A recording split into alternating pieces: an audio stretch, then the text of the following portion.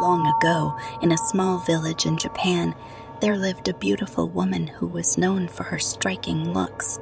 She was married to a samurai, but was incredibly vain and unsatisfied with her appearance.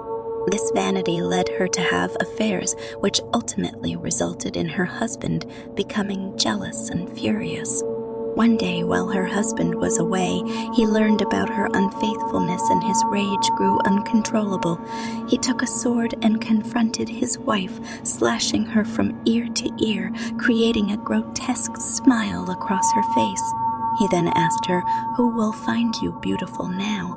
The woman died from her injuries, but her spirit did not find peace. As a vengeful spirit, the woman returned from the afterlife, wandering the streets of Japan with her mouth covered by a surgical mask. She would often appear to people, particularly children, and ask them a seemingly innocent question like, "Am I beautiful?" If the person answered no, she would reveal her mutilated, slit-mouthed face and ask, "What about now?" If the person answered yes, she would then remove her mask to reveal her horrific grin and ask, "How about now?" No matter how the person responded, Kuchisake-onna would often proceed to attack and kill them with her sharp scissors or a blade hidden within her kimono.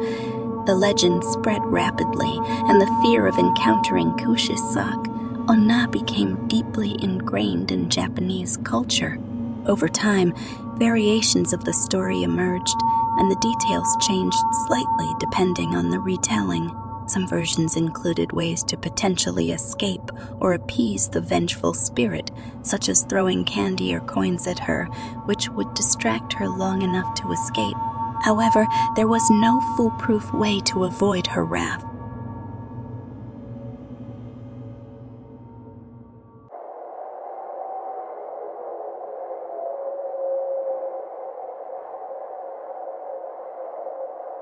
As a child growing up in a quiet, picturesque village nestled in the mountains of Japan, I had always heard whispers of the dreaded Kuchisake-onna. The stories were passed down from generation to generation, and they never failed to send shivers down my spine.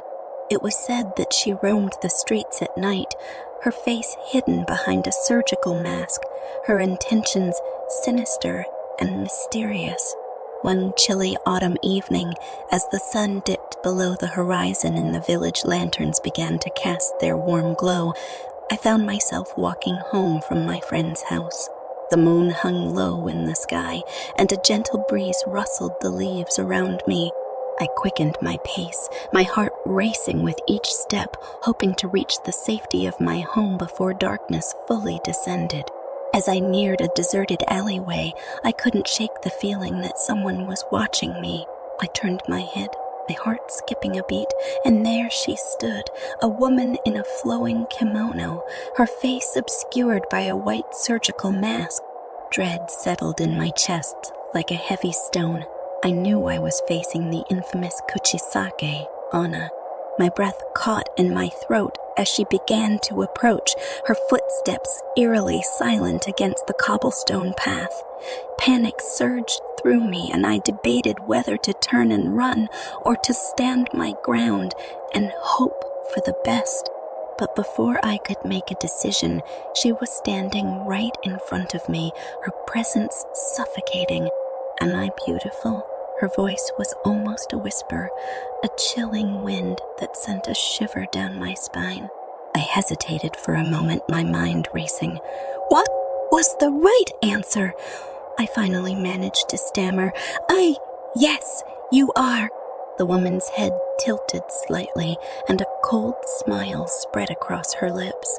With slow, deliberate movements, she reached up and peeled the surgical mask away from her face.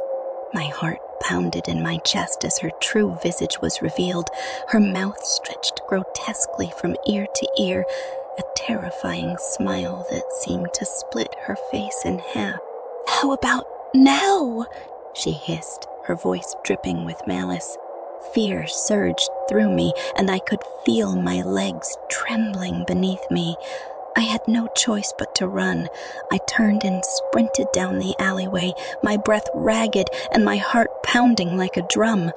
I could hear her footsteps behind me, her laughter echoing in the still night air. I ran as fast as my legs could carry me, my mind racing with terror. Somehow I managed to reach the safety of my home and slammed the door shut behind me. I leaned against it, gasping for breath, my heart still thundering in my chest. As I recounted the chilling encounter to my family, I couldn't shake the feeling that Kuchisake-onna's haunting smile was etched into my memory forever. The legend had become all too real, a spine-tingling reminder that sometimes the darkness that lurked in our imagination could manifest itself in the most unexpected and terrifying ways.